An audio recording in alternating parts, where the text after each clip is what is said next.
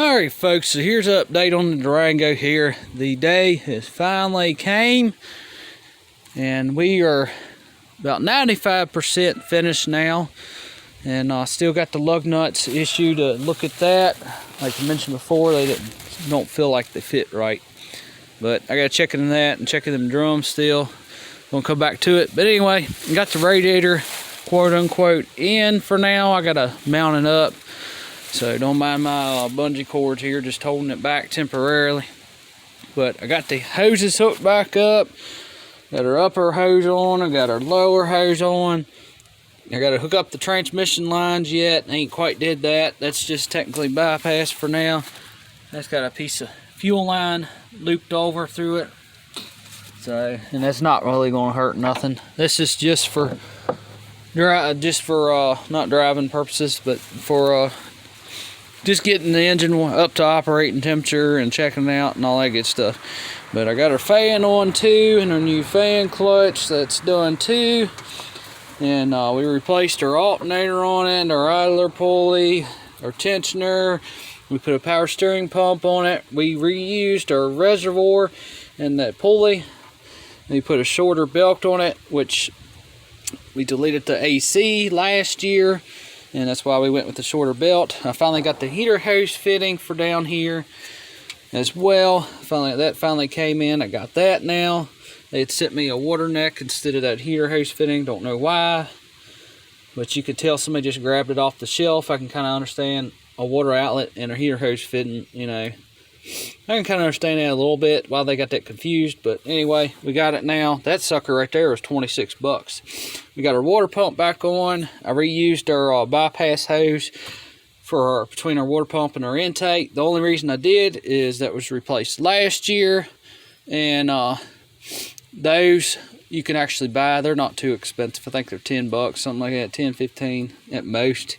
But that was replaced last year. It's still really good, as well as all our other hoses. But right now I'm checking for leaks to make sure it comes up to temperature.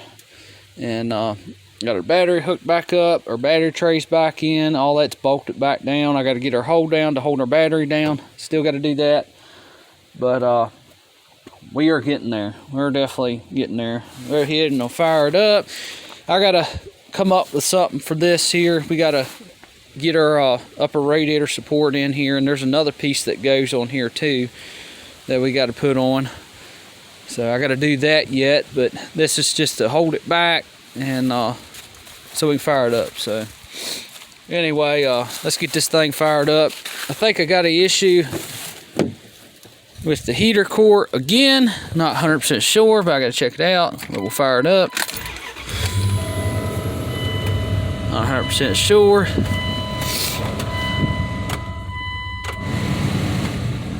But as you can see, if you look at our, oh come on dang it, that thing's so annoying. Alright, there it is. Alright, so our voltage looks good. Voltage looks good there. Let's get this clear so we can focus. There we go. Voltage looks good there. Nice and running a lot smoother now. Temperature's coming up. And we got good oil pressure. That's always been the same spot. So that looks good. We got a little over half tank of gas because I put some gas in it not too awful long ago after the accident. Airbag light is on. And that's because the sensor is unplugged underneath the battery tray. So that's unplugged. The steering column is plugged up. The sensor under the over here where we had the dash out for our heater cord, that's hooked up as well. I'm gonna shut this door here. And roll a window up. See, our window still works too, so it's filthy in here. It's been sitting. But check engine lights on, airbag lights on, so we'll get them two turned off. But other than that, it's running pretty, you know, pretty good. But trying to check this heater out here, and I hate to say it, but it don't feel like it's blowing right. It's just don't even feel warm at all. And our vacuum is working because we turned that to defrost. Now I can hear it up there blowing out. So, and even that's not even that warm. But we turn it back to the vent to blow out here. It's still not even warm, and we're almost up to the operating temperature there. So I'll check into that a little bit more. Go ahead and we'll get out here.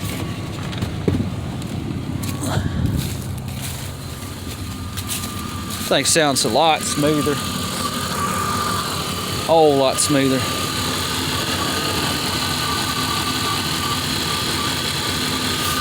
We got it running now. And it's definitely getting there. We just got to do a little bit of tweaking on this thing and get this little section right up in here wrapped up. And I think we're going to call it good. But it's definitely getting there. Freeze plugs look good underneath. I don't see them leaking anywhere. So that all looks good. Replace those.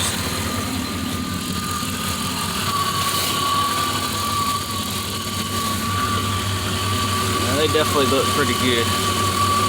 That one I kind of nicked the edge of it a little bit, but it's not really going to hurt nothing.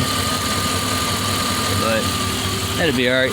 I had just tuned this thing up before we got in an accident and all. But sounds pretty good.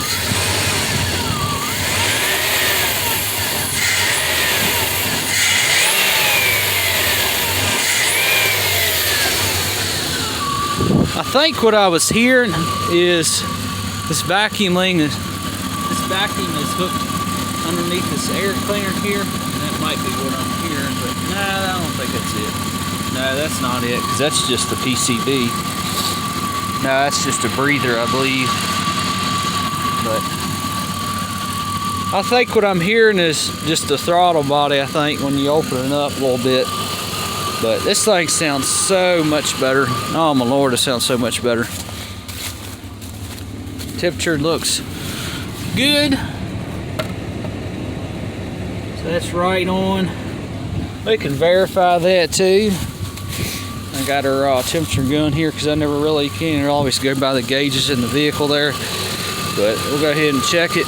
Always remember, I think on this particular style here is of course, that's not very smart having my hand here next to a fan here, but move my hand back. But I think it's reverse flow, so instead of being traditionally where the block gets cooled off first, where the coolant goes through the block and then comes up through the heads and then comes out the upper radiator hose and goes and gets cooled off in the radiator, instead of being like that where it's the block, then the heads get cooled off last. I can't for sure pinpoint it, but it might be the other direction on this.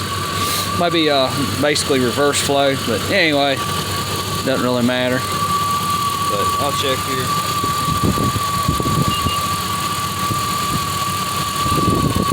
Might be slightly a little bit over.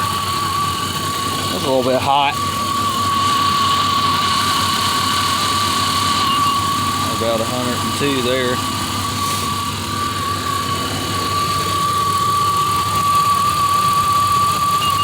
Yeah, we get right there, then yeah, see, that thing's all over the place.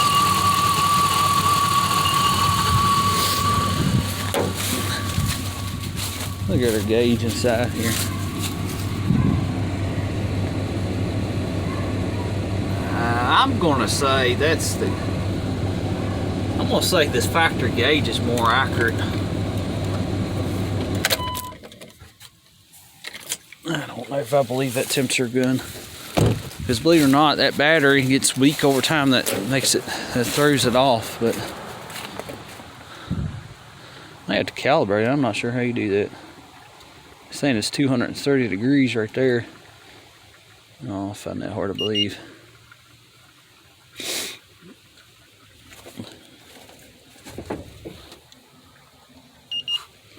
We got 102 right there. I just don't think it's accurate.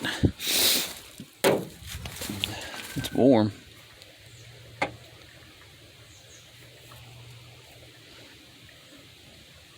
I have a stuck thermostat.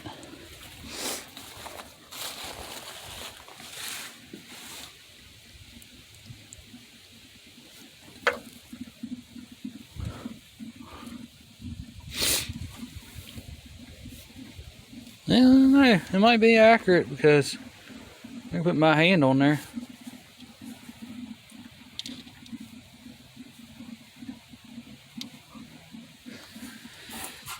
But anyway, let's see, let's look down in here.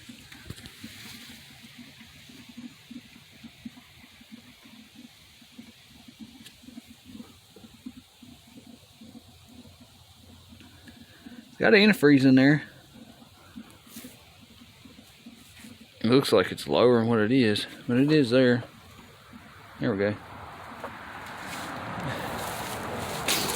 I had a little bit more. It might be all the problem is there. But anyway, I gotta work on this thing just a little bit more, get a few more things done, and I don't know what in the world's going on with this heater core. I think it's the same issue as before, because this hose right here, I can sit there and touch it in the same way with this one. So I don't know, we'll put a little more antifreeze in it. It's about right in. Look at the radiator here, it's just a little bit below it. We'll top it off a little bit more. And we'll go from there. I'm gonna put 4 gallons in it, so my lord. No, let's see, it's about, no, it's 3, about 3. Yep. Yep, 1, 2, let's see. That was 2. 3, yeah, about 3 gallons. Actually, maybe 3.5, something like that. Something like that. So it might need just a shade more. I mean, this thing was bone dry. The block was completely bone dry, where I had the freeze plugs and all that. Some people call it freeze plugs. Some people call it core plugs. It's actually where they cast the block, and they put it like kind of like in a tumbler, just to get all the sand out of it. That's what they were actually for. And they're actually not for a freeze plug. So, oh, it freezes, it'll pop out and save the block. That's actually not how it works. It's actually when they cast the block, they put it like in a tumbler, and it gets all the sand and everything out from when they cast the block. Watched My Vintage Iron and learn that. But anyway, I think we're in this video here, and I'm gonna do a few more things to it, and I'm hoping by Thanksgiving I'll have it back on the road. But I gotta look into the lug nut issue here. I don't like that. I just do not like how they feel. But anyway, that's another update here, and it's getting closer, getting a lot closer. Now I can actually fire it up now if I want, so that's nice. But anyway, don't forget to like, comment, and subscribe, and y'all take care and be safe out there, and hopefully next video too, I hope I can be driving it here. But anyway, take care. Bye.